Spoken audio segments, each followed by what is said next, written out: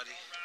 I'm at the Occupy Reading General Assembly, and it looks like a pretty decent turnout, and wanted to share with you what's going on today before we move on, so that you can see that there is something going on here, and it's a very strong movement. It's young, but there's a lot of energy, and I think that they're going to go a long way. So let's visit for a while.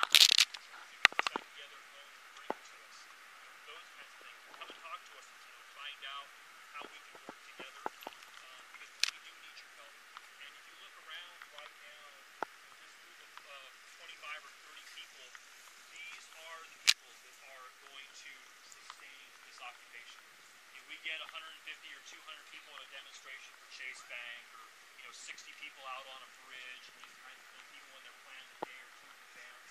And there's lots of people that are willing to help people demonstrate that kind of stuff. We love that too. But if you look around right now,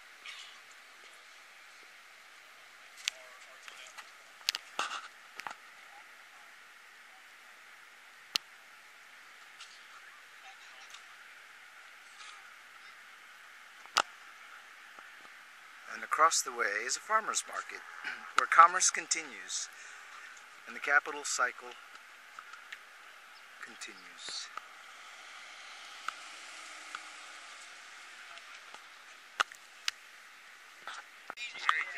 Shock doctrine, I mean the presentation I gave you and Jim a copy. Oh, okay. I didn't have time. Probably in all the emails I get, I probably... But anyway, she does a wonderful presentation that explains to people who don't know what's happened and what's caused the problem we're in now. And I think that might be something, if you were agreeable to hosting that presentation. How would we do that exactly? What would that look like? Well, you can always use the library free. So it's an audio-visual... She could present it at the library. She usually presents it with someone else. We've done it before.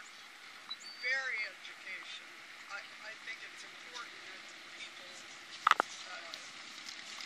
learn this history. It goes back to when we went into Chile and overthrew Allende, and it goes on back to when Milton Friedman started the Chicago School of Economics in the 30s or 40s, and how all this is falling into place now. It's a shock doctrine. They're going to shock us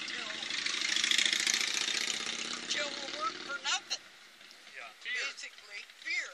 So that's one proposal, and another one is when he brought up the nonviolence training. Doug Milhouse is excellent at teaching nonviolent communication, and that might also be something we'd want to think about. You have his contact information? Yeah. Okay, so we'd like to get that from you, because we definitely be interested. That's something that we could do right here. We could set up... Doug's a professor out at Shasta College. Yeah. So okay. That would be awesome. We could do a training right here at base camp. And he's great. Okay. I'd like to recommend that everybody watches the movie Thrive.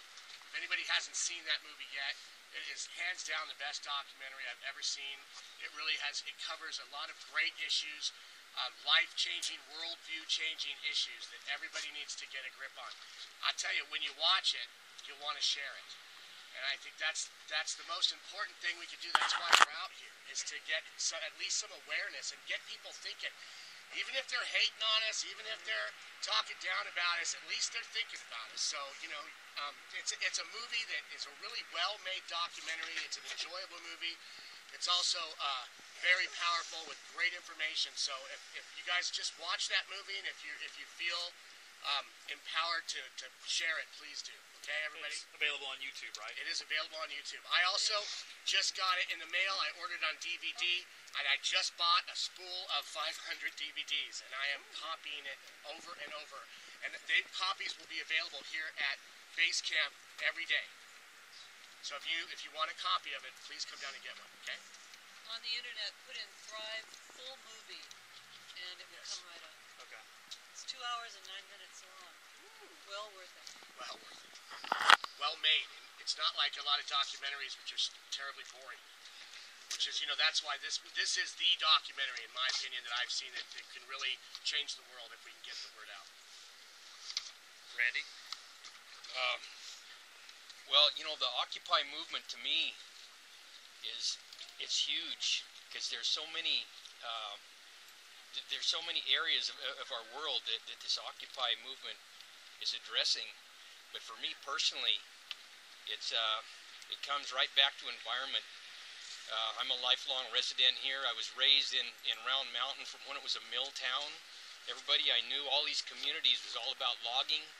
I worked in the woods, and in my lifetime, I've seen a jungle, a virtual jungle full of life, be reduced to a skeleton of what it was just 50 years ago. So, to me, you know, that's my entire focus. All the roads are gated off, and the woods are being totally pillaged. And so it's all about environment to me. And so that's my personal focus on Occupy. And I see the potential for a network of people and issues for us all to work together to try to heal our planet. That's it. It's happening, brother. Well said. It's happening. Steve. Yeah, I tossed around the idea of us maybe setting up a table at the library if we get enough volunteers to do it, because a good number of people, well, it's homeless people, but a lot of different kinds of people that come by, and people are willing to volunteer to do it. I think it's possible. So, Handing out literature, engaging handing folks. out literature, engaging people, so on. So, I don't know, what do people think of this? Maybe we can do it in conjunction with the, you know, if we have the speaker, we could have the information on the table, and then prior to the event where we have the shock doctor and gal talk, or the other fella, and then come in and be part of the presentation. And I think that's a great idea. It's one of a few things that we'd really like to do. Again, we need the warm bodies. We need the engaging minds to do those things, and that's probably our, you know, primarily what we need right now. We have people to bring by tea every day, like Lori, which is awesome. We have folks that bring by, you know, cookies and croissants and coffee sometimes, and these kinds of things, which is great. A lot of the times we can't find enough homeless people walking by to give away this food to, which is really nice. We wind up, you know, sending a loaf of bread with somebody, or, you know, 2 or 3 apples and oranges with somebody, which is awesome for them. So going back to my soapbox, what we need is warm bodies and people to come down. And we've added a lot of people. Like Jeanette recently signed up for 3 shifts of setup and takedown, which is awesome. So, you know, we have 7 of those shifts a week. You know, we have about 10 people that are doing it. So realistically, if we add 1 or 2 people, someone is able to do 1 shift a month, or 2 shifts a month, even a 4-hour shift, it really increases our longevity of being out here. So please give that some thought. Please give as you can. Anybody else, Lori? And I'm thinking maybe if the takedown and then set up the next morning is too onerous, because some people may not have the afternoon and then the next morning free. We might be able to break those up, you know, and someone could come and, you know, for the morning shift, maybe come and pick up the stuff, or you could deliver it to their house the night before instead of your house. Whatever works, so we can be flexible and make it work for you. We'd work with you. I mean, we've got people that have, you know, larger vehicles that can store the stuff overnight.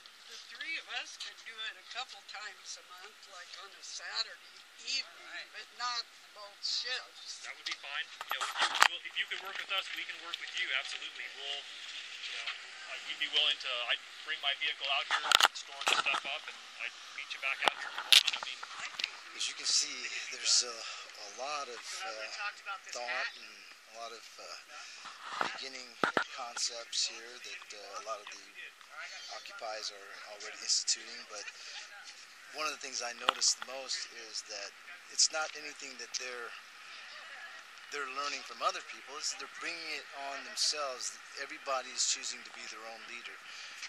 And I tell you, I want to share so much of this, and each time I go to a town, it's different, and it's as though it's growing on its own within that town. Yes, they have the inspiration of everyone around the world, but each little town, they decide themselves. It's that autonomy that's growing within us. It's that leadership coming out from all of us. Every one of us is a leader. Every one of us has a unique use, a unique talent, and we have to use those. We have no longer any more to fear other than allowing ourselves to live the life like we do right now. That's the real fear. The fear is that nothing will get done. I would rather die trying than not try at all. Well, I'll talk to you soon. I love you all. Namaste.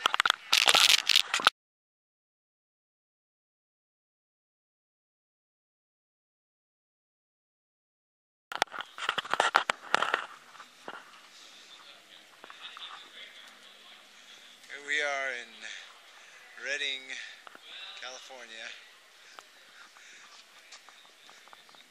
Now who's defacing beautiful art? Smiley face. You're being videotaped. I know, big brother, we love you.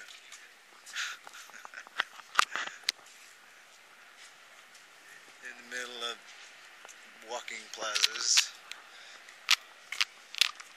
Saturday, Thanksgiving weekend.